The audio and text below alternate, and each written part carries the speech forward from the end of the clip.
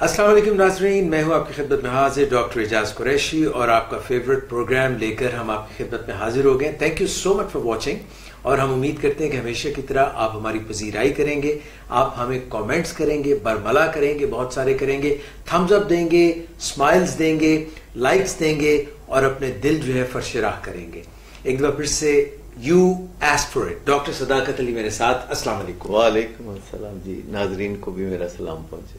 Sir जी, हर दफा बहुत से सवालात आते हैं और आप उनके ऐसे सवालात के जवाब देते हैं जिससे हमें फीडबैक मिल रही है that they R game changers and life changers for that.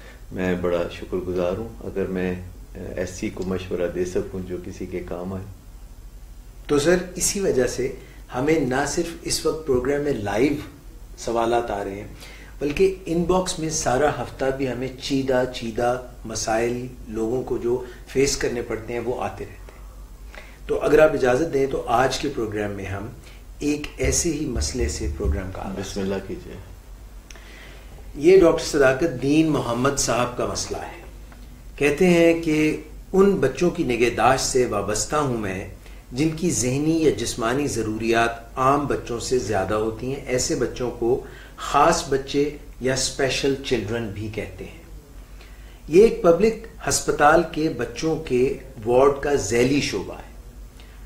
दीन मोहम्मद वहां अरसा 2 साल से डायरेक्टर हैं। मसला यह है कि इन बच्चों की निगहदाश्त पर मामूर स्टाफ की तनख्वाह बाकी ऐसे इदारों की बनिस्बत काफी कम है।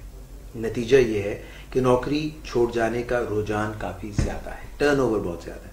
बतौर डायरेक्टर इनके पास इतने फंड्स नहीं कि ये फौरी तौर पर उनकी तनख्वाह में खातिर ख्वाह इजाफा कर सकें या फौरी खाली जगह को नए स्टाफ से पुर कर लें, ये भी नहीं कर सकते हैं। कहते हैं ये दोनों जो हैं रुकावटों का मैं शिकार हूं और इस वजह से स्टाफ का भी और मेरा भी मोराल यानी हौसला पस्त है।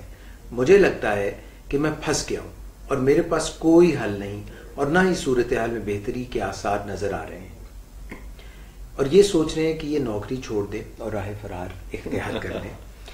वो कहते हैं कि अगर आपके पास कोई हल हो तो मेहरबानी करके बताएं। मैं उनकी मुश्किल को महसूस कर रहा हूँ क्योंकि जो आखिरी फिक्र है वो बहुत अलार्मिंग है कि जहाँ वो पहले अपनी फिक्र जाहिर कर रहे हैं कि दूसरे लोग जॉब छोड़ के जा रहे हैं तो उनका मोरल डाउन हो रहा है और कामकाज में रुकावट आ रही है, तो वहाँ खुद उन्होंने भी अपना इरादा जाहिर किया है क्योंकि वो काफ़ी हद तक हौसला शिकनी का शिकार हैं।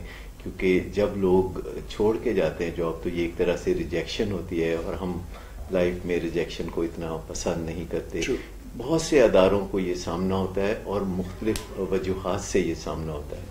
तो दीन मोहम्मद साहब समझ रहे हैं कि जो रुपए पैसे का मामला है ये उनकी राह में सबसे बड़ी रुकावट है और चूंकि उनके यहाँ सैलरीज दूसरे अदारों की निस्बत कम हैं तो यही एक बुनियादी वजह है जिससे कि लोग जॉब छोड़ छोड़ के जाते हैं। तो सबसे पहले उन्होंने खुद ही बता दिया कि वो सैलरी बढ़ाने की पोजीशन में नहीं है क्योंकि बजट के प्रॉब्लम है, उन्होंने इसी सैलरी में रहते हुए काम करना है। मुझे ऐसे बहुत से अदारों को देखने का मौका मिला है कि जहां सैलरी ज़रा कम होती है लेकिन वहां लोग बड़ी खुशी से काम करते हैं क्योंकि रुफाई अदारे होते हैं, लोगों की एक खास हिस्स है जिसकी तस्कीन होती है। तो ऐसी कोई हौसला शिकन किस्म की सिचुएशन नहीं है और मैं जब राय दूंगा तो मेरी कोशिश होगी कि उनके मसले का कोई अच्छा हल निकले जिससे कि फौरी तौर पर उनकी मुश्किलात दूर हो सकें। पहली बात तो ये नोट करने की है कि रुपया पैसे का मामला वो वाहद मामला नहीं होता जिसकी वजह से किसी जॉब पे लोग टिके रहते हैं।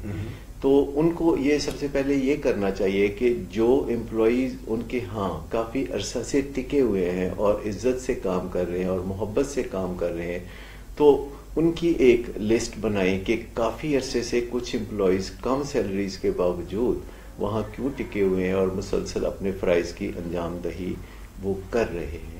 इसके अलावा उन्हें पिछले 3 महीने में जॉब छोड़ के जाने वालों के हवाले से भी एक लिस्ट बनानी चाहिए और उनसे राब्ता करना चाहिए कि उन्होंने जॉब आखिर छोड़ा तो क्यों छोड़ा। और फिर जब वो जॉब छोड़ने की वजूहात जान जाएं तो उन वजूहात को 2 हिस्सों में तकसीम कर लें। मसलन ایک حصہ وجوہات کا یہ ہوتا ہے کہ جو زیادہ سیلری کسی دوسری جگہ پہ ملتی ہے تو لوگ جاب چھوڑ کے چلے جاتے ہیں. پھر ایک حصہ یہ ہوتا ہے کہ جہاں ان کی کوئی زیادہ ویل ریپیوٹیڈ آرگنائزیشن میں جاب ہو جاتی ہے. پھر ایک وجہ یہ ہوتی ہے کہ جاب چھوڑ کے لوگ اپنی ایجوکیشن کو امپروو کرنے لگتے ہیں. لیکن بنیادی جو نقطہ نظر ہے میرا اس بارے میں وہ یہ ہے کہ جو مٹیریل وجوہات ہیں، جو مادی وجوہات ہیں جاب چھوڑ کے جانے کی، چونکہ وہاں ہمارا ہینڈی کیپ ہے کہ ہم کر کچھ نہیں سکتے تو ہم ان کو الگ رکھ دیتے ہیں اور ایسی وجوہات پہ ہم غور کرتے ہیں جو کہ لوگوں کو ایک ہی جگہ کام کرنے پہ آمادہ کرتی ہیں. میں نے کچھ ایسی آرگنائزیشنز دیکھی ہیں جہاں پہ لوگ عرصہ دراز تک کام کرتے ہیں، ان کی سیلری دوسرے اداروں سے کم ہوتی ہے، اور یہ رفائی ادارے ہوتے ہیں جہاں لوگ اپنی سیلری میں سے کچھ نہ کچھ کنٹریبیوٹ بھی کرتے ہیں، کچھ نہ کچھ جو وہ حصہ بھی ڈالتے ہیں. جیسے کہ ایک ادارہ ہے فاؤنٹین ہاؤس، جہاں میں نے دیکھا ہے کہ لوگ لمبے عرصے تک ملازمت کرتے ہیں. وہاں دماغی مریضوں کا علاج ہوتا ہے، مینٹلی ریٹارڈڈ لوگوں کا علاج ہوتا ہے، وہاں نشے کے مریضوں کا بھی علاج ہوتا ہے، اور وہاں عرصہ دراز سے لوگ کام کر رہے ہیں جنہیں میں ذاتی طور پر جانتا ہوں، اور وہ اپنی تنخواہ میں سے کچھ نہ کچھ دان بھی کرتے ہیں، کچھ نہ کچھ ادارے کو دیتے بھی ہیں. اسی طرح عبدالستار ایدی کا ادارہ ہے جہاں لوگ کم تنخواہ پہ بخوشی کام کرتے ہیں. ہمیں یہ ذہن میں رکھنا چاہیے کہ وہ کون سی وجوہات ہیں یا غیر مادی وجوہات ہیں جن سے لوگ متاثر ہو کے کسی ایک جگہ کام کرتے ہیں. ان میں سے ایک چیز تو گروتھ ہے کہ کسی ادارے میں لوگ اس وجہ سے بھی کام کرتے ہیں کہ ان کو تنخواہ کیا ملتی ہے، لیکن اس سے ایک بڑی وجہ یہ ہوتی ہے کہ وہاں وہ بن کیا رہے، کیا وہاں وہ گرو کر رہے ہیں، کیا ان کو وہاں نئی نئی اسکل سیکھنے کا موقع ملتا ہے، کیا وہاں کام کرنے سے ان کی ویلیو مارکیٹ میں بڑھتی ہے، کیا ان کی کسی حص کی تسکین ہوتی ہے.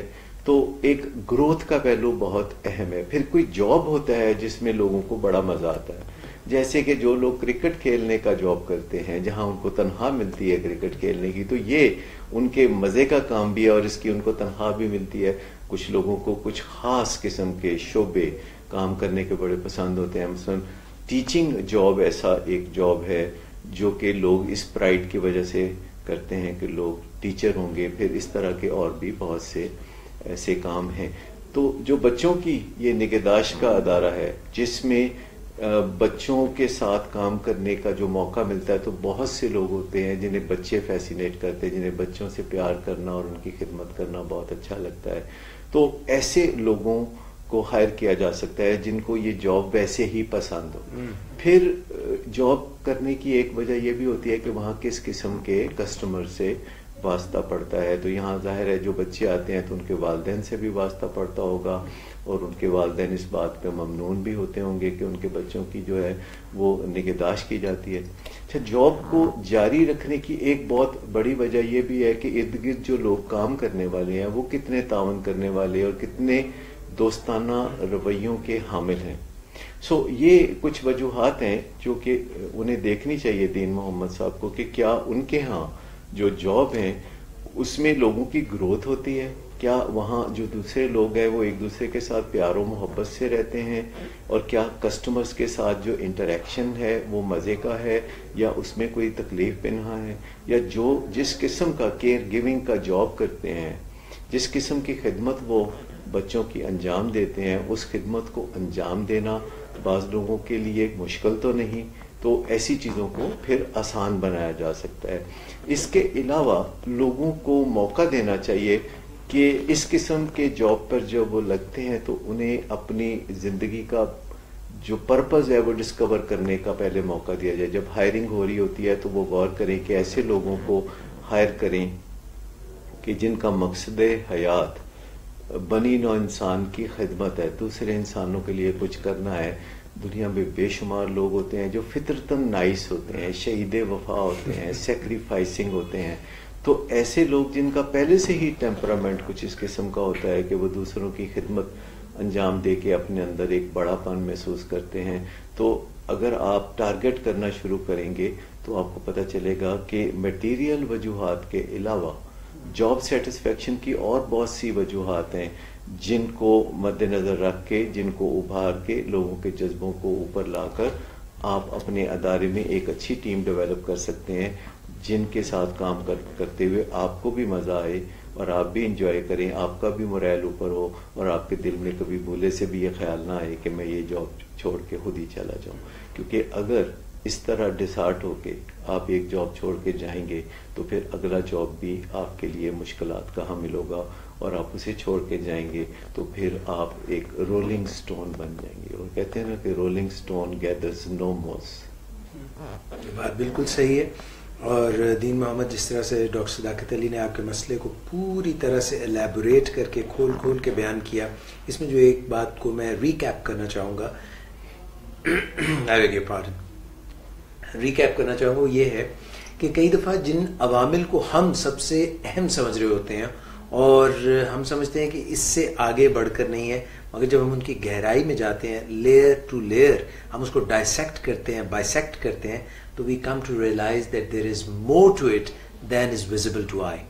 سو اس چیز کو بڑی اہم بات کی طرف نشاندہی کی کہ بعض اوقات ہم اس رٹ میں پھنس جاتے ہیں کہ جس چیز میں ہمارا بس نہیں چلتا ہم اسی سے ٹکراتے رہتے ہیں, اور جن چیزوں پہ ہمارا بس چلتا ہے, جن میں ہم کوئی بہتری لا سکتے ہیں, ان کی طرف ہم توجہ ہی نہیں دیتے. سو ہمیں چاہیے کہ اپنی انرجی کا استعمال کچھ اس طرح کریں کہ جہاں ہمارا بس نہیں چلتا اس کو ذرا سائڈ لائن کر دیں, اور جہاں ہمارا بس چلتا ہے اپنی ساری توانائیاں ادھر مبذول کریں اور آگے بڑھنے کے لیے راستے تلاش کریں. اور ایک وقت آئے گا کہ ہمارے تجربے کی وجہ سے, ہماری طاقت کی وجہ سے, ہمارے مشن سٹیٹمنٹ کی وجہ سے ہم وہ کام بھی کرنے کے قابل ہو سکتے ہیں جنہیں ابتدائی طور پر ہم نے سوچا تھا کہ ہم نہیں کر سکتے. واہ زبردست.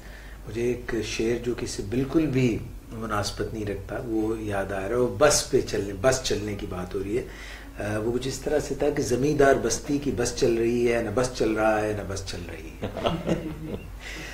اچھا سر, دیر از اندر کویسچن, اور پہلا سوال دین محمد کا تھا, تو یہ بشارت علی صاحب کا سوال ہے. اچھا میں یہ بھی نشاندہی کرتا چلوں ڈاکٹر صداقت کہ کچھ سوالات تو ان باکس میں ہمارے پاس آتے ہیں. یہ بشارت علی صاحب کا سوال کمنٹس میں آیا تھا اور میں نے وہیں ان سے وعدہ کیا تھا کہ ہم آئندہ پروگرام میں اس پہ بات کریں. یہ پچھلے جمعے کے پروگرام میں تھا. یہ فرماتے ہیں کہ میں ایک لکھاری ہوں, لکھنے کا آغاز کمپیوٹر ٹیکنالوجی کو سامنے رکھ کر کیا, مضامین سے کیا, پھر قلم نگاری, بچوں کے لیے کہانیاں بھی لکھی, مگر اب ذہن اور قلم دونوں جمود کا شکار ہو گئے ہیں. دل کرتا ہے کہ سب موضوعات پر لکھوں مگر کسی ایک پر بھی فوکس نہیں کر پاتا, اس باعث لکھنا بہت کم ہو گیا ہے. آپ مجھے بتائیے کہ کن اصناف میں مجھے لکھنا چاہیے, سائنس فکشن میں لکھنا چاہیے, بچوں کے لیے لکھنا چاہیے, دیگر کوئی ایک فیلڈ منتخب کرنی چاہیے یا وسیع کینوس میں لکھنا چاہیے. اس بات کو لے کر یہ کمپلیکس کا شکار ہو گئے. ان کے سوال نے بطور خاص مجھے بہت ٹچ کیا, کیونکہ میرا اپنا بھی معاملہ کچھ ایسا ہی ہے کہ مجھے لکھنے کا بڑا شوق ہے, اور یہ بچپن سے ہے, کیونکہ 5-6 سال کی عمر سے ہی میں نے یہ سوچنا شروع کر دیا تھا کہ میں آگے چل کے لکھنے والا بنوں گا. کیونکہ مجھے لگتا تھا کہ جو لکھنے والے ہیں, جو ناول نگار ہیں, افسانہ نگار ہیں, مصنف ہیں, تو ان کی بڑی عزت ہوتی ہے. یہ اس زمانے میں میرے ذہن میں تھا آج سے 50-60 سال پہلے کہ یہ ریئل سیلیبریٹیز ہوتے ہیں. تو مجھے بڑا یہ شوق تھا, اور میں کبھی اخباروں میں لیٹر ٹو دی ایڈیٹر لکھ دیتا تھا, اور کبھی میں کوئی چھوٹا موٹا افسانہ لکھ کے کہیں بھیج دیتا تھا, اور جب اس کی وہ پرنٹ ہو جاتا تھا تو پھر میں سارے محلے داروں کو دکھایا کرتا تھا کہ دیکھو یہ میرا آرٹیکل چھپا ہے یا میرا افسانہ چھپا ہے. تو ایک دن میرے والد مجھ سے ناراض ہونے لگے, کہنے لگے کہ میں تمہیں ڈاکٹر بنانا چاہتا ہوں اور تم یہ کیا کرتے رہتے ہو. تو میں نے پھر ان سے دست بستہ عرض کیا کہ میں لکھنا چاہتا ہوں, آپ کی خواہش بھی انشاءاللہ ضرور پوری کروں گا, میں ڈاکٹر بھی بنوں گا. تو اللہ نے میری سنی, اور میرا اللہ بڑا مہربان ہے, وہ بہت سننے والا ہے. تو میں ڈاکٹر بھی بنا, اور ڈاکٹر بننے کے ساتھ ساتھ یہ لکھنے کا شوق بھی میرے پیشے کا حصہ بن گیا. جیسے میں تھوڑی دیر پہلے کہہ رہا تھا کہ کچھ لوگوں کا پیشہ کرکٹ کھیلنا ہوتا ہے اور اسی میں ان کو جاب مل جاتا ہے, اور تنخواہ پہ وہ کرکٹ کھیلتے ہیں, یعنی کھیلتے ہیں, لطف اٹھاتے ہیں, مزہ اٹھاتے ہیں, اور پھر تنخواہ بھی لیتے ہیں. تو میرا بھی کچھ ایسا ہی ہے کہ میرا شوق ہے جو لکھنے لکھانے کا ہے, یہ باتیں کرنے کا ہے, لوگوں کے مسئلے حل کرنے کا ہے. تو یہ میرا پیشہ بھی ہے, یہ میرا شوق بھی ہے. اور مجھے اتنا اچھا لگتا ہے یہ کام کرنا کہ اگر لوگوں کو پتہ چل جائے کہ مجھے یہ کتنا اچھا لگتا ہے تو وہ مجھے بالکل بھی اس کا معاوضہ ادا نہ کریں، کیونکہ وہ تو انہیں اچھا ہے کہ پتہ نہیں ہے کہ میرا شوق کس قدر زیادہ ہے لکھنے کا اور باتیں کرنے کا. تو بشارت صاحب کو میں کہوں گا کہ یہ کام بہت زبردست ہے.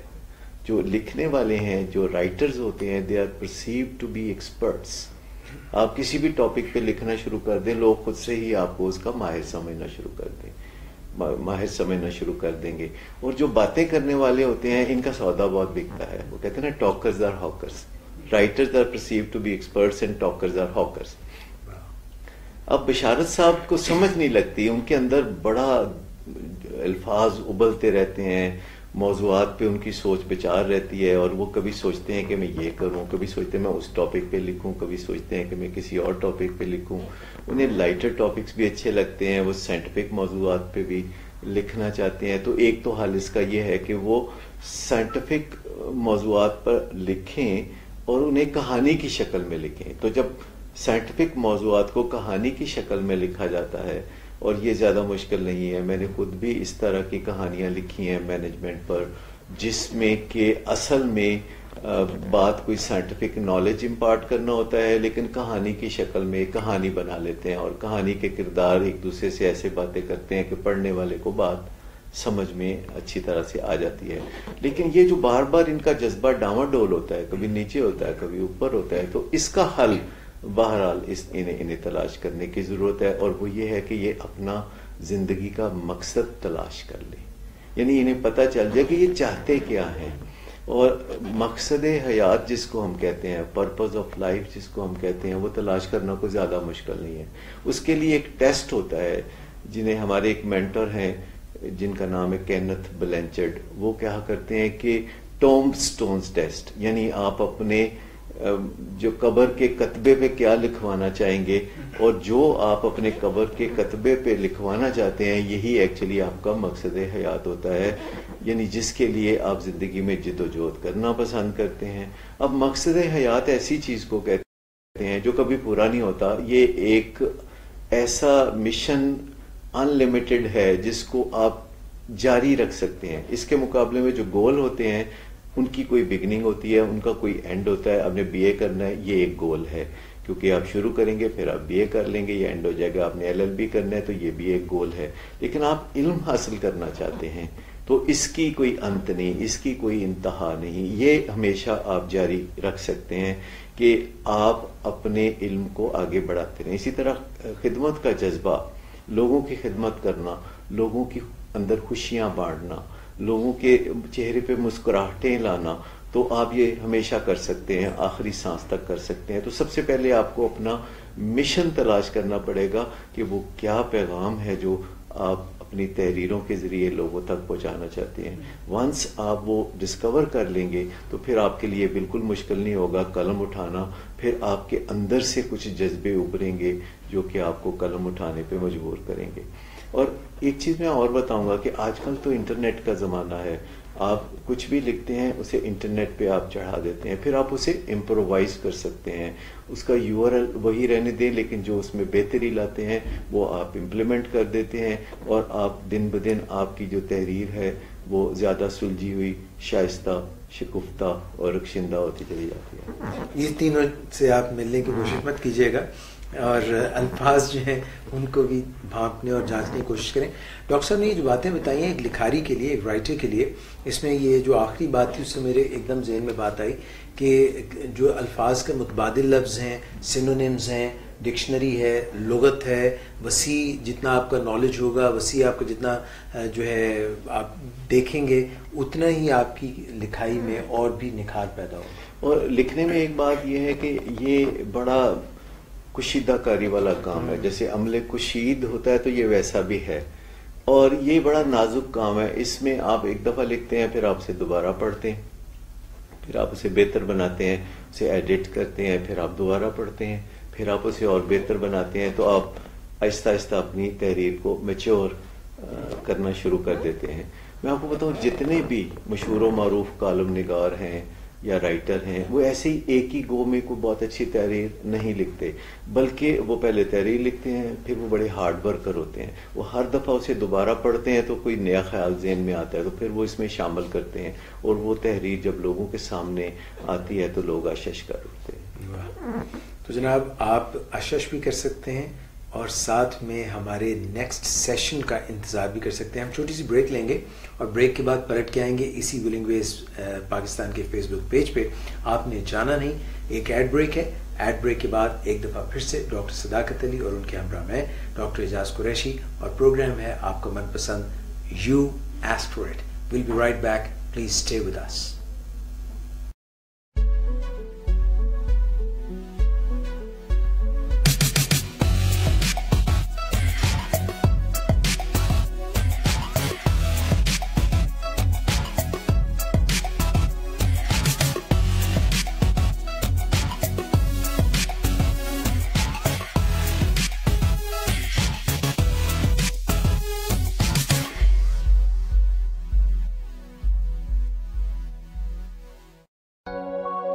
کھلتے جاسمن کی مہک کو محفوظ کیا مہارت سے نئے لکس ویلویٹ ٹچ میں، لکس کے سب سے بہترین پرفیومز کا دلکش احساس، پرکشش مہکتی جلد کے لیے نیا لکس۔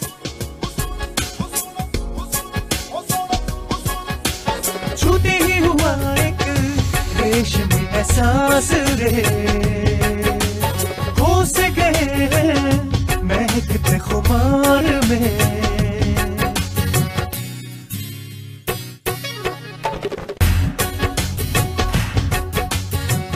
بس ذرا سا لکس۔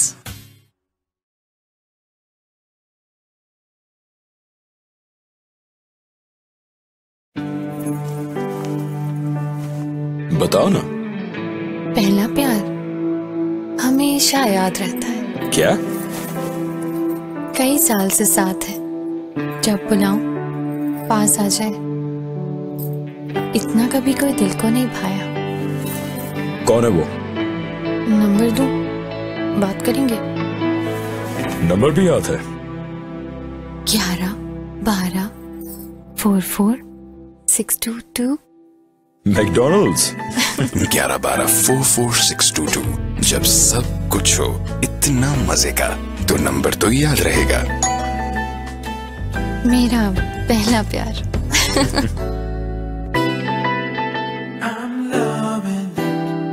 اور آپ کا پہلا پیار؟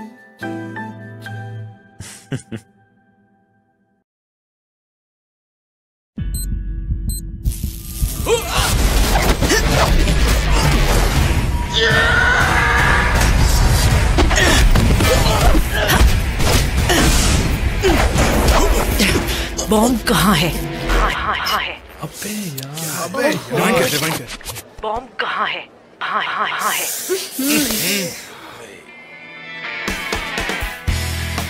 سلو براؤزر کو نکالو باہر اور لگاؤ یو سی براؤزر۔ برج کے نیچے fastest buffering, fastest downloading, U C browser اتنا تیز کہ now use. Lahore, Karachi, Islamabad, Murree, across the nation, this is Willing Ways Pakistan.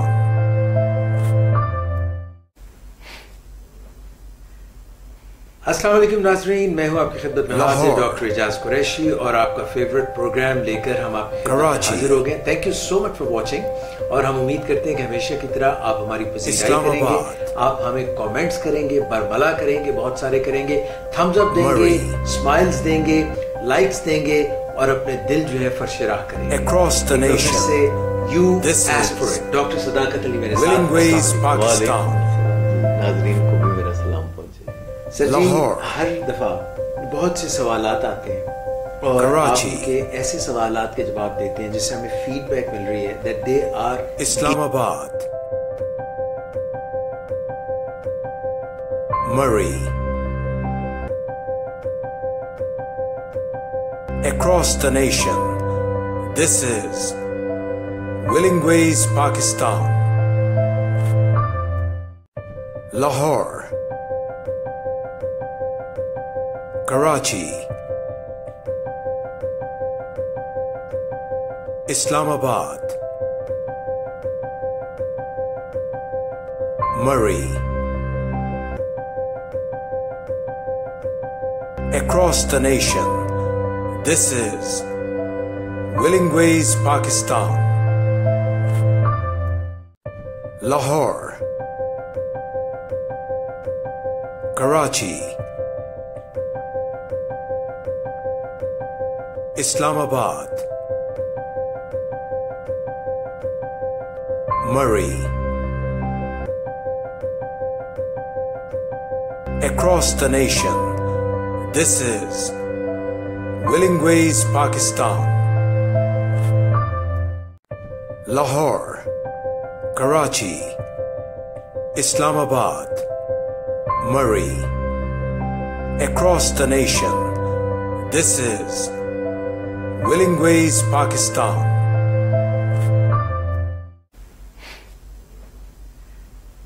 अस्सलाम वालेकुम नाज़रीन, मैं हूं आपकी खिदमत में हाजिर डॉक्टर एजाज कुरैशी और आपका फेवरेट प्रोग्राम लेकर हम आपकी खिदमत में हाजिर हो गए. Thank you so much for watching और हम उम्मीद करते हैं कि हमेशा की तरह आप हमारी पजीराई करेंगे, आप हमें कमेंट्स करेंगे, बरमला करेंगे, बहुत सारे करेंगे, थम्स अप देंगे, स्माइल्स देंगे, लाइक्स देंगे और अपने दिल जो है फर्शराह करेंगे. एक दफा फिर से you ask for it. Doctor सदाकत अली मेरे साथ. अस्सलाम वालेकुम. वालेकुम अस्सलाम जी. नाजरीन को भी मेरा सलाम पहुंचे. सर जी, हर दफा बहुत से सवालात आते हैं और आप उनके ऐसे सवालात के जवाब देते हैं जिससे हमें फीडबैक मिल रही है that they R game changers and life changers for that. मैं बड़ा शुक्रगुजार हूं अगर मैं ऐसी को मशवरा दे सकूं जो किसी के काम आए. तो सर इसी वजह से हमें ना सिर्फ इस वक्त प्रोग्राम में लाइव सवालात आ रहे हैं बल्कि इनबॉक्स में सारा हफ्ता भी हमें चीदा मसाइल लोगों को जो फेस करने पड़ते हैं वो आते रहते हैं. तो अगर आप इजाजत दें तो आज के प्रोग्राम में हम एक ऐसे ही मसले से प्रोग्राम का बिस्मिल्लाह कीजिए. ये डॉक्टर सदाकत दीन मोहम्मद साहब का मसला है. कहते हैं कि उन बच्चों की निगहदाश्त से वाबस्ता हूं मैं जिनकी जहनी या जिस्मानी ज़रूरियात आम बच्चों से ज़्यादा होती हैं. ऐसे बच्चों को ख़ास बच्चे या स्पेशल चिल्ड्रन भी कहते हैं. ये एक पब्लिक हस्पताल के बच्चों के वार्ड का ज़ैली शोबा है. दीन मोहम्मद वहाँ अरसा 2 साल से डायरेक्टर हैं. मसला यह है कि इन बच्चों की निगहदाश्त पर मामूर स्टाफ की तनख्वाह बाकी ऐसे इदारों की बनिस्बत काफ़ी कम है. नतीजा यह है कि नौकरी छोड़ जाने का रुझान काफ़ी ज़्यादा है, टर्नओवर बहुत ज़्यादा है. बतौर डायरेक्टर इनके पास इतने फंड्स नहीं कि ये फौरी तौर पर उनकी तनख्वाह में खातिर ख्वाह इजाफा कर सकें या फौरी खाली जगह को नए स्टाफ से पुर कर लें. ये भी नहीं कर सकते हैं. कहते हैं ये दोनों जो हैं रुकावटों का मैं शिकार हूं और इस वजह से स्टाफ का भी और मेरा भी मोराल यानी हौसला पस्त है. मुझे लगता है कि मैं फंस गया हूं और मेरे पास कोई हल नहीं और ना ही सूरत हाल में बेहतरी के आसार नजर आ रहे हैं और ये सोच रहे हैं कि ये नौकरी छोड़ दें और राह फरार इख्तियार कर लें. वो कहते हैं कि अगर आपके पास कोई हल हो तो मेहरबानी करके बताएं. मैं उनकी मुश्किल को महसूस कर रहा हूं क्योंकि जो आखिरी फिक्र है वो बहुत अलार्मिंग है कि जहां वो पहले अपनी फिक्र जाहिर कर रहे हैं कि दूसरे लोग जॉब छोड़ के जा रहे हैं तो उनका मोरल डाउन हो रहा है और कामकाज में रुकावट आ रही है, तो वहां खुद उन्होंने भी अपना इरादा जाहिर किया है क्योंकि वो काफ़ी हद तक हौसला शिकनी का शिकार हैं. क्योंकि जब लोग छोड़ के जाते हैं जॉब तो ये एक तरह से रिजेक्शन होती है और हम लाइफ में रिजेक्शन को इतना पसंद नहीं करते. बहुत से अदारों को ये सामना होता है और मुख्तलिफ वजूहात से ये सामना होता है. तो दीन मोहम्मद साहब समझ रहे हैं कि जो रुपए पैसे का मामला है ये उनकी राह में सबसे बड़ी रुकावट है और चूंकि उनके यहाँ सैलरीज दूसरे अदारों की निस्बत कम हैं तो यही एक बुनियादी वजह है जिससे कि लोग जॉब छोड़ के जाते हैं. तो सबसे पहले उन्होंने खुद ही बता दिया कि वो सैलरी बढ़ाने की पोजीशन में नहीं है क्योंकि बजट के प्रॉब्लम है, उन्होंने इसी सैलरी में रहते हुए काम करना है. मुझे ऐसे बहुत से अदारों को देखने का मौका मिला है कि जहां सैलरी ज़रा कम होती है लेकिन वहां लोग बड़ी खुशी से काम करते हैं क्योंकि रुफाई अदारे होते हैं, लोगों की एक ख़ास हिस्स है जिसकी तस्कीन होती है. तो ऐसी कोई हौसला शिकन किस्म की सिचुएशन नहीं है اور میں جب رائے دوں گا تو میری کوشش ہوگی کہ ان کے مسئلے کا کوئی اچھا حل نکلے جس سے کہ فوری طور پر ان کی مشکلات دور ہو سکیں. پہلی بات تو یہ نوٹ کرنے کی ہے کہ روپیہ پیسے کا معاملہ وہ واحد معاملہ نہیں ہوتا جس کی وجہ سے کسی جاب پہ لوگ ٹکے رہتے ہیں. تو ان کو یہ سب سے پہلے یہ کرنا چاہیے کہ جو امپلائیز ان کے ہاں کافی عرصہ سے ٹکے ہوئے ہیں اور عزت سے کام کر رہے ہیں اور محبت سے کام کر رہے ہیں تو ان کی ایک لسٹ بنائیں کہ کافی عرصے سے کچھ امپلائیز کم سیلریز کے باوجود وہاں کیوں ٹکے ہوئے ہیں اور مسلسل اپنے فرائض کی انجام دہی وہ کر رہے ہیں. اس کے علاوہ انہیں پچھلے 3 مہینے میں جاب چھوڑ کے جانے والوں کے حوالے سے بھی ایک لسٹ بنانی چاہیے اور ان سے رابطہ کرنا چاہیے کہ انہوں نے جاب آخر چھوڑا تو کیوں چھوڑا. اور پھر جب وہ جاب چھوڑنے کی وجوہات جان جائیں تو ان وجوہات کو 2 حصوں میں تقسیم کر لیں. مثلا ایک حصہ وجوہات کا یہ ہوتا ہے کہ جو زیادہ سیلری کسی دوسری جگہ پہ ملتی ہے تو لوگ جاب چھوڑ کے چلے جاتے ہیں. پھر ایک حصہ یہ ہوتا ہے کہ جہاں ان کی کوئی زیادہ ویل ریپیوٹیڈ آرگنائزیشن میں جاب ہو جاتی ہے. پھر ایک وجہ یہ ہوتی ہے کہ جاب چھوڑ کے لوگ اپنی ایجوکیشن کو امپروو کرنے لگتے ہیں. لیکن بنیادی جو نقطہ نظر ہے میرا اس بارے میں وہ یہ ہے کہ جو مٹیریل وجوہات ہیں، جو مادی وجوہات ہیں جاب چھوڑ کے جانے کی، چونکہ وہاں ہمارا ہینڈی کیپ ہے کہ ہم کر کچھ نہیں سکتے تو ہم ان کو الگ رکھ دیتے ہیں اور ایسی وجوہات پہ ہم غور کرتے ہیں جو کہ لوگوں کو ایک ہی جگہ کام کرنے پہ آمادہ کرتی ہیں. میں نے کچھ ایسی آرگنائزیشنز دیکھی ہیں جہاں پہ لوگ عرصہ دراز تک کام کرتے ہیں، ان کی سیلری دوسرے اداروں سے کم ہوتی ہے اور یہ رفائی ادارے ہوتے ہیں جہاں لوگ اپنی سیلری میں سے کچھ نہ کچھ کنٹریبیوٹ بھی کرتے ہیں، کچھ نہ کچھ جو وہ حصہ بھی ڈالتے ہیں. جیسے کہ ایک ادارہ ہے فاؤنٹین ہاؤس جہاں میں نے دیکھا ہے کہ لوگ لمبے عرصے تک ملازمت کرتے ہیں. وہاں دماغی مریضوں کا علاج ہوتا ہے، مینٹلی ریٹارڈڈ لوگوں کا علاج ہوتا ہے، وہاں نشے کے مریضوں کا بھی علاج ہوتا ہے اور وہاں عرصہ دراز سے لوگ کام کر رہے ہیں جنہیں میں ذاتی طور پر جانتا ہوں اور وہ اپنی تنخواہ میں سے کچھ نہ کچھ دان بھی کرتے ہیں، کچھ نہ کچھ ادارے کو دیتے بھی ہیں. اسی طرح عبدالستار عیدی کا ادارہ ہے جہاں لوگ کم تنخواہ پہ بخوشی کام کرتے ہیں. ہمیں یہ ذہن میں رکھنا چاہیے کہ وہ کون سی وجوہات ہیں یا غیر مادی وجوہات ہیں جن سے لوگ متاثر ہو کے کسی ایک جگہ کام کرتے ہیں. ان میں سے ایک چیز تو گروتھ ہے کہ کسی ادارے میں لوگ اس وجہ سے بھی کام کرتے ہیں کہ ان کو تنخواہ کیا ملتی ہے، لیکن اس سے ایک بڑی وجہ یہ ہوتی ہے کہ وہاں وہ بن کیا رہے ہیں، کیا وہاں وہ گرو کر رہے ہیں، کیا ان کو وہاں نئی نئی اسکل سیکھنے کا موقع ملتا ہے، کیا وہاں کام کرنے سے ان کی ویلیو مارکیٹ میں بڑھتی ہے، کیا ان کی کسی حص کی تسکین ہوتی ہے. تو ایک گروتھ کا پہلو بہت اہم ہے. پھر کوئی جاب ہوتا ہے جس میں لوگوں کو بڑا مزہ آتا ہے، جیسے کہ جو لوگ کرکٹ کھیلنے کا جاب کرتے ہیں جہاں ان کو تنخواہ ملتی ہے کرکٹ کھیلنے کی، تو یہ ان کے مزے کا کام بھی ہے اور اس کی ان کو تنخواہ بھی ملتی ہے.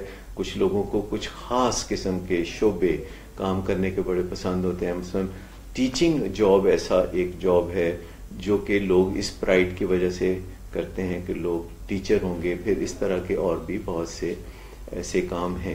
تو جو بچوں کی یہ نگہداشت کا ادارہ ہے جس میں بچوں کے ساتھ کام کرنے کا جو موقع ملتا ہے، تو بہت سے لوگ ہوتے ہیں جنہیں بچے فیسینیٹ کرتے ہیں، جنہیں بچوں سے پیار کرنا اور ان کی خدمت کرنا بہت اچھا لگتا ہے. تو ایسے لوگوں کو ہائر کیا جا سکتا ہے جن کو یہ جاب ویسے ہی پسند ہو. پھر جاب کرنے کی ایک وجہ یہ بھی ہوتی ہے کہ وہاں کس قسم کے کسٹمر سے واسطہ پڑتا ہے. تو یہاں ظاہر ہے جو بچے آتے ہیں تو ان کے والدین سے بھی واسطہ پڑتا ہوگا اور ان کے والدین اس بات پہ ممنون بھی ہوتے ہوں گے کہ ان کے بچوں کی جو ہے وہ نگہداشت کی جاتی ہے. اچھا، جاب کو جاری رکھنے کی ایک بہت بڑی وجہ یہ بھی ہے کہ ارد گرد جو لوگ کام کرنے والے ہیں وہ کتنے تعاون کرنے والے اور کتنے دوستانہ رویوں کے حامل ہیں. یہ کچھ وجوہات ہیں جو کہ انہیں دیکھنی چاہیے دین محمد صاحب کو کہ کیا ان کے ہاں جو جاب ہیں اس میں لوگوں کی گروتھ ہوتی ہے، کیا وہاں جو دوسرے لوگ ہیں وہ ایک دوسرے کے ساتھ پیار و محبت سے رہتے ہیں، اور کیا کسٹمرز کے ساتھ جو انٹریکشن ہے وہ مزے کا ہے یا اس میں کوئی تکلیف پنہا ہے، یا جس قسم کا کیئر گیونگ کا جاب کرتے ہیں، جس قسم کی خدمت وہ بچوں کی انجام دیتے ہیں، اس خدمت کو انجام دینا بعض لوگوں کے لیے مشکل تو نہیں. تو ایسی چیزوں کو پھر آسان بنایا جا سکتا ہے. اس کے علاوہ لوگوں کو موقع دینا چاہیے کہ اس قسم کے جاب پر جب وہ لگتے ہیں تو انہیں اپنی زندگی کا جو پرپز ہے وہ ڈسکور کرنے کا پہلے موقع دیا جائے. جب ہائرنگ ہو رہی ہوتی ہے تو وہ غور کریں کہ ایسے لوگوں کو ہائر کریں کہ جن کا مقصد حیات بنی نوع انسان کی خدمت ہے, دوسرے انسانوں کے لیے کچھ کرنا ہے. دنیا میں بے شمار لوگ ہوتے ہیں جو فطرتاً نائس ہوتے ہیں, شہید وفا ہوتے ہیں, سیکریفائسنگ ہوتے ہیں. تو ایسے لوگ جن کا پہلے سے ہی ٹیمپرامنٹ کچھ اس قسم کا ہوتا ہے کہ وہ دوسروں کی خدمت انجام دے کے اپنے اندر ایک بڑا پن محسوس کرتے ہیں, تو اگر آپ ٹارگٹ کرنا شروع کریں گے تو آپ کو پتہ چلے گا کہ میٹیریل وجوہات کے علاوہ جاب سیٹسفیکشن کی اور بہت سی وجوہات ہیں جن کو مد نظر رکھ کے, جن کو ابھار کے لوگوں کے جذبوں کو اوپر لا کر آپ اپنے ادارے میں ایک اچھی ٹیم ڈیولپ کر سکتے ہیں جن کے ساتھ کام کرتے ہوئے آپ کو بھی مزہ آئے اور آپ بھی انجوائے کریں, آپ کا بھی موریل اوپر ہو اور آپ کے دل میں کبھی بھولے سے بھی یہ خیال نہ آئے کہ میں یہ جاب چھوڑ کے خود ہی چلا جاؤں. کیونکہ اگر اس طرح ڈسہارٹ ہو کے آپ ایک جاب چھوڑ کے جائیں گے تو پھر اگلا جاب بھی آپ کے لیے مشکلات کا حامل ہوگا اور آپ اسے چھوڑ کے جائیں گے تو پھر آپ ایک رولنگ سٹون بن جائیں گے. اور کہتے ہیں نا کہ رولنگ سٹون گیدرز نو موس. بات بالکل صحیح ہے. اور دین محمد جس طرح سے ڈاکٹر صداقت علی نے آپ کے مسئلے کو پوری طرح سے ایلیبوریٹ کر کے کھول کے بیان کیا, اس میں جو ایک بات کو میں ریکیپ کرنا چاہوں گا, ریکیپ کرنا چاہوں گا وہ یہ ہے کہ کئی دفعہ جن عوامل کو ہم سب سے اہم سمجھ رہے ہوتے ہیں اور ہم سمجھتے ہیں کہ اس سے آگے بڑھ کر نہیں ہے, مگر جب ہم ان کی گہرائی میں جاتے ہیں, لیئر ٹو لیئر ہم اس کو ڈائسیکٹ کرتے ہیں, بائسیکٹ کرتے ہیں, تو we come to realize that there is more to it than is visible to eye. So اس چیز کو بڑی اہم بات کی طرف نشاندہی کی کہ بعض اوقات ہم اس رٹ میں پھنس جاتے ہیں کہ جس چیز میں ہمارا بس نہیں چلتا ہم اسی سے ٹکراتے رہتے ہیں, اور جن چیزوں پہ ہمارا بس چلتا ہے, جن میں ہم کوئی بہتری لا سکتے ہیں, ان کی طرف ہم توجہ ہی نہیں دیتے. سو ہمیں چاہیے کہ اپنی انرجی کا استعمال کچھ اس طرح کریں کہ جہاں ہمارا بس نہیں چلتا اس کو ذرا سائیڈ لائن کر دیں, اور جہاں ہمارا بس چلتا ہے اپنی ساری توانائیاں ادھر مبذول کریں اور آگے بڑھنے کے لیے راستے تلاش کریں. اور ایک وقت آئے گا کہ ہمارے تجربے کی وجہ سے, ہماری طاقت کی وجہ سے, ہمارے مشن سٹیٹمنٹ کی وجہ سے ہم وہ کام بھی کرنے کے قابل ہو سکتے ہیں جنہیں ابتدائی طور پر ہم نے سوچا تھا کہ ہم نہیں کر سکتے. واہ زبردست. مجھے ایک شعر جو کسی بالکل بھی مناسبت نہیں رکھتا وہ یاد آ رہا ہے, وہ بس چلنے کی بات ہو رہی ہے. وہ کچھ اس طرح سے تھا کہ زمیندار بستی کی بس چل رہی ہے, نہ بس چل رہا ہے نہ بس چل رہی ہے. اچھا سر, دیر از another question, اور پہلا سوال دین محمد کا تھا تو یہ بشارت علی صاحب کا سوال ہے. اچھا میں یہ بھی نشاندہی کرتا چلوں ڈاکٹر صداقت کہ کچھ سوالات تو ان باکس میں ہمارے پاس آتے. یہ بشارت علی صاحب کا سوال کمنٹس میں آیا تھا اور میں نے وہیں ان سے وعدہ کیا تھا کہ ہم آئندہ پروگرام میں اس پہ بات کریں. یہ پچھلے جمعے کے پروگرام میں تھا. یہ فرماتے ہیں کہ میں ایک لکھاری ہوں, لکھنے کا آغاز کمپیوٹر ٹیکنالوجی کو سامنے رکھ کر کیا, مضامین سے کیا, پھر قلم نگاری, بچوں کے لیے کہانیاں بھی لکھی, مگر اب ذہن اور قلم دونوں جمود کا شکار ہو گئے ہیں. دل کرتا ہے کہ سب موضوعات پر لکھوں مگر کسی ایک پر بھی فوکس نہیں کر پاتا, اس باعث لکھنا بہت کم ہو گیا ہے. آپ مجھے بتائیے کہ کن اصناف میں مجھے لکھنا چاہیے, سائنس فکشن میں لکھنا چاہیے, بچوں کے لیے لکھنا چاہیے, دیگر کوئی ایک فیلڈ منتخب کرنی چاہیے یا وسیع کینوس میں لکھنا چاہیے. اس بات کو لے کر یہ کمپلیکس کا شکار ہو گئے. ان کے سوال نے بطور خاص مجھے بہت ٹچ کیا کیونکہ میرا اپنا بھی معاملہ کچھ ایسا ہی ہے کہ مجھے لکھنے کا بڑا شوق ہے اور یہ بچپن سے ہے, کیونکہ 5-6 سال کی عمر سے ہی میں نے یہ سوچنا شروع کر دیا تھا کہ میں آگے چل کے لکھنے والا بنوں گا, کیونکہ مجھے لگتا تھا کہ جو لکھنے والے ہیں, جو ناول نگار ہیں, افسانہ نگار ہیں, مصنف ہیں, تو ان کی بڑی عزت ہوتی ہے. یہ اس زمانے میں میرے ذہن میں تھا آج سے 50-60 سال پہلے کہ یہ ریئل سیلیبریٹیز ہوتے ہیں. تو مجھے بڑا یہ شوق تھا اور میں کبھی اخباروں میں لیٹر ٹو دی ایڈیٹر لکھ دیتا تھا اور کبھی میں کوئی چھوٹا موٹا افسانہ لکھ کے کہیں بھیج دیتا تھا, اور جب اس کی وہ پرنٹ ہو جاتا تھا تو پھر میں سارے محلے داروں کو دکھایا کرتا تھا کہ دیکھو یہ میرا آرٹیکل چھپا ہے یا میرا افسانہ چھپا ہے. تو ایک دن میرے والد مجھ سے ناراض ہونے لگے, کہنے لگے کہ میں تمہیں ڈاکٹر بنانا چاہتا ہوں اور تم یہ کیا کرتے رہتے ہو. تو میں نے پھر ان سے دست بستہ عرض کیا کہ میں لکھنا چاہتا ہوں, آپ کی خواہش بھی انشاءاللہ ضرور پوری کروں گا, میں ڈاکٹر بھی بنوں گا. تو اللہ نے میری سنی, اور میرا اللہ بڑا مہربان ہے, وہ بہت سننے والا ہے. تو میں ڈاکٹر بھی بنا, اور ڈاکٹر بننے کے ساتھ ساتھ یہ لکھنے کا شوق بھی میرے پیشے کا حصہ بن گیا. جیسے میں تھوڑی دیر پہلے کہہ رہا تھا کہ کچھ لوگوں کا پیشہ کرکٹ کھیلنا ہوتا ہے اور اسی میں ان کو جاب مل جاتا ہے, اور تنخواہ پہ وہ کرکٹ کھیلتے ہیں, یعنی کھیلتے ہیں, لطف اٹھاتے ہیں, مزہ اٹھاتے ہیں, اور پھر تنخواہ بھی لیتے ہیں.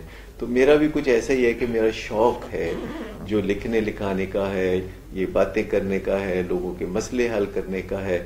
تو یہ میرا پیشہ بھی ہے, یہ میرا شوق بھی ہے, اور مجھے اتنا اچھا لگتا ہے یہ کام کرنا کہ اگر لوگوں کو پتہ چل جائے کہ مجھے یہ کتنا اچھا لگتا ہے تو وہ مجھے بالکل بھی اس کا معاوضہ ادا نہ کریں, کیونکہ وہ تو انہیں اچھا ہے کہ پتہ نہیں ہے کہ میرا شوق کس قدر زیادہ ہے لکھنے کا اور باتیں کرنے کا. تو بشارت صاحب کو میں کہوں گا کہ یہ کام بہت زبردست ہے. جو لکھنے والے ہیں, جو رائٹرز ہوتے ہیں, they are perceived to be experts. آپ کسی بھی ٹاپک پہ لکھنا شروع کر دیں, لوگ خود سے ہی آپ کو اس کا ماہر سمجھنا شروع کر دیں گے. اور جو باتیں کرنے والے ہوتے ہیں ان کا سودا بہت بکتا ہے. وہ کہتے ہیں نا, talkers are hawkers. Writers are perceived to be experts and talkers are hawkers. اب بشارت صاحب کو سمجھ نہیں لگتی, ان کے اندر بڑا الفاظ ابلتے رہتے ہیں, موضوعات پہ ان کی سوچ بچار رہتی ہے, اور وہ کبھی سوچتے ہیں کہ میں یہ کروں, کبھی سوچتے ہیں میں اس ٹاپک پہ لکھوں, کبھی سوچتے ہیں کہ میں کسی اور ٹاپک پہ لکھوں. انہیں لائٹر ٹاپکس بھی اچھے لگتے ہیں, وہ سائنٹیفک موضوعات پہ بھی لکھنا چاہتے ہیں. تو ایک تو حال اس کا یہ ہے کہ وہ سائنٹیفک موضوعات پر لکھیں اور انہیں کہانی کی شکل میں لکھیں. تو جب سائنٹیفک موضوعات کو کہانی کی شکل میں لکھا جاتا ہے, اور یہ زیادہ مشکل نہیں ہے, میں نے خود بھی اس طرح کی کہانیاں لکھی ہیں مینجمنٹ پر, جس میں کہ اصل میں بات کوئی سائنٹیفک نالج امپارٹ کرنا ہوتا ہے, لیکن کہانی کی شکل میں کہانی بنا لیتے ہیں, اور کہانی کے کردار ایک دوسرے سے ایسے باتیں کرتے ہیں کہ پڑھنے والے کو بات سمجھ میں اچھی طرح سے آ جاتی ہے. لیکن یہ جو بار بار ان کا جذبہ ڈاواں ڈول ہوتا ہے, کبھی نیچے ہوتا ہے, کبھی اوپر ہوتا ہے, تو اس کا حل بہرحال انہیں تلاش کرنے کی ضرورت ہے. اور وہ یہ ہے کہ یہ اپنا زندگی کا مقصد تلاش کر لیں, یعنی انہیں پتہ چل جائے کہ یہ چاہتے کیا ہیں. اور مقصد حیات جس کو ہم کہتے ہیں, پرپز آف لائف جس کو ہم کہتے ہیں, وہ تلاش کرنا کوئی زیادہ مشکل نہیں ہے.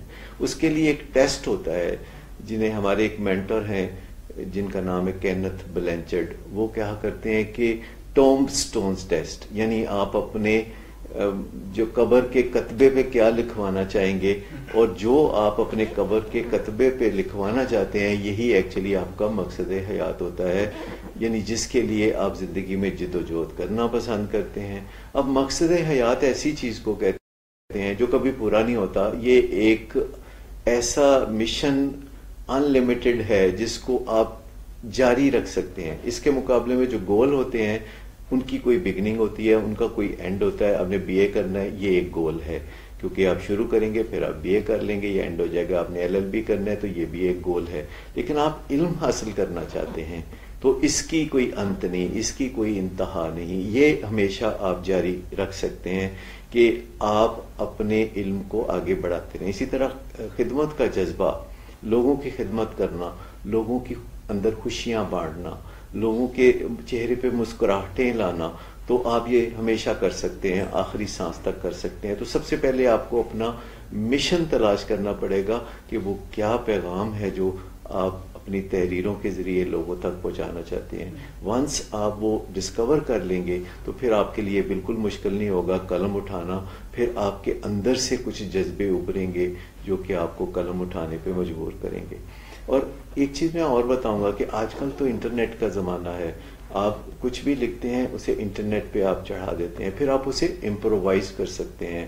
اس کا URL وہی رہنے دیں, لیکن جو اس میں بہتری لاتے ہیں وہ آپ امپلیمنٹ کر دیتے ہیں, اور آپ دن بدن آپ کی جو تحریر ہے وہ زیادہ سلجھی ہوئی, شائستہ, شکفتہ اور رخشندہ ہوتی چلی جاتی ہے. یہ تینوں سے آپ ملنے کی کوشش مت کیجیے گا. اور الفاظ جو ہیں ان کو بھی بھانپنے اور جانچنے کی کوشش کریں. ڈاکٹر صاحب نے یہ جو باتیں بتائی ہیں ایک لکھاری کے لیے, ایک رائٹر کے لیے, اس میں یہ جو آخری بات تھی اس سے میرے ایک دم ذہن میں بات آئی کہ جو الفاظ کے متبادل لفظ ہیں, سینونیمز ہیں, ڈکشنری ہے, لغت ہے, وسیع جتنا آپ کا نالج ہوگا, وسیع آپ کا جتنا جو ہے آپ دیکھیں گے, اتنا ہی آپ کی لکھائی میں اور بھی نکھار پیدا ہوگا. اور لکھنے میں ایک بات یہ ہے کہ یہ بڑا کشیدہ کاری والا کام ہے. جیسے عمل کشید ہوتا ہے تو یہ ویسا بھی ہے, اور یہ بڑا نازک کام ہے. اس میں آپ ایک دفعہ لکھتے ہیں, پھر آپ اسے دوبارہ پڑھتے ہیں, پھر آپ اسے بہتر بناتے ہیں, اسے ایڈٹ کرتے ہیں, پھر آپ دوبارہ پڑھتے ہیں, پھر آپ اسے اور بہتر بناتے ہیں. تو آپ آہستہ آہستہ اپنی تحریر کو میچور کرنا شروع کر دیتے ہیں. میں آپ کو بتاؤں جتنے بھی مشہور و معروف کالم نگار ہیں یا رائٹر ہیں وہ ایسے ہی ایک ہی گو میں کوئی بہت اچھی تحریر نہیں لکھتے, بلکہ وہ پہلے تحریر لکھتے ہیں, پھر وہ بڑے ہارڈ ورک کر ہوتے ہیں. وہ ہر دفعہ اسے دوبارہ پڑھتے ہیں تو کوئی نیا خیال ذہن میں آتا ہے تو پھر وہ اس میں شامل کرتے ہیں, اور وہ تحریر جب لوگوں کے سامنے آتی ہے تو لوگ آشش کر اٹھتے ہیں. تو جناب آپ آشش بھی کر سکتے ہیں اور ساتھ میں ہمارے نیکسٹ سیشن کا انتظار بھی کر سکتے ہیں. ہم چھوٹی سی بریک لیں گے اور بریک کے بعد پلٹ کے آئیں گے اسی ولنگ ویز پاکستان کے فیس بک پیج پہ. آپ نے جانا نہیں, ایک ایڈ بریک ہے.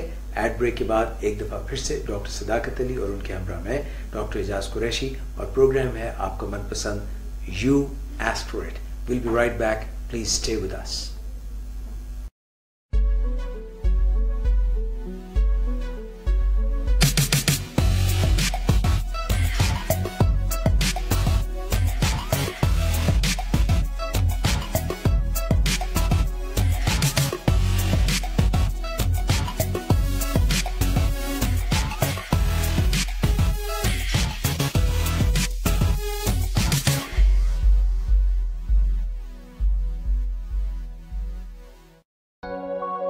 کھلتے جاسمن کی مہک کو محفوظ کیا مہارت سے نئے لکس ویلویٹ ٹچ میں. لکس کے سب سے بہترین پرفیومز کا دلکش احساس, پرکشش مہکتی جلد کے لیے نیا لکس.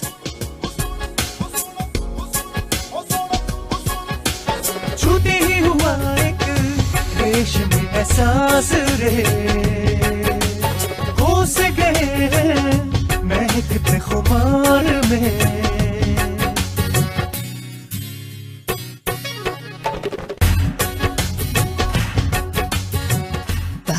ذرا سا لکس.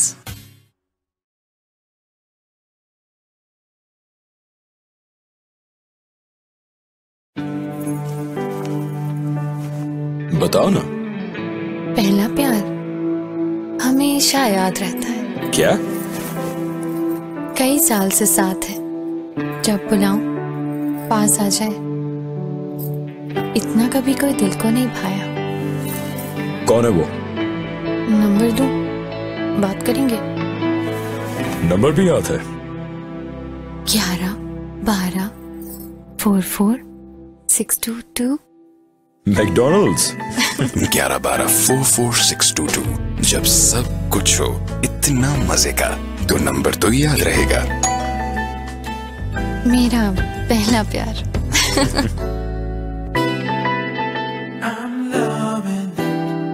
اور آپ کا پہلا پیار؟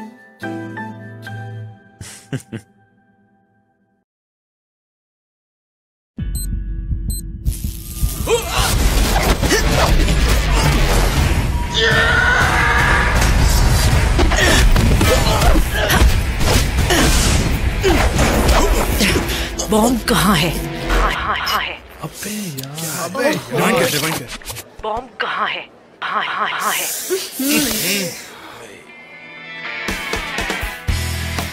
سلو براؤزر کو نکالو باہر اور لگاؤ یو سی براؤزر.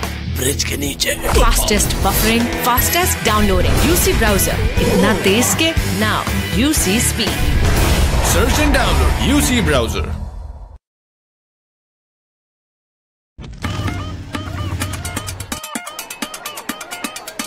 اتنی دور کہاں لے آیا یار تو؟ چل تجھے لاہور کا تڑکا لگا. جو لگی ہے اس زور سے جلاؤ. دو آئے ہو میری گلی میں تو پیاس تم بڑھاؤ. مرچی کے تڑکے کو اسپرائٹ سے بھڑکاؤ.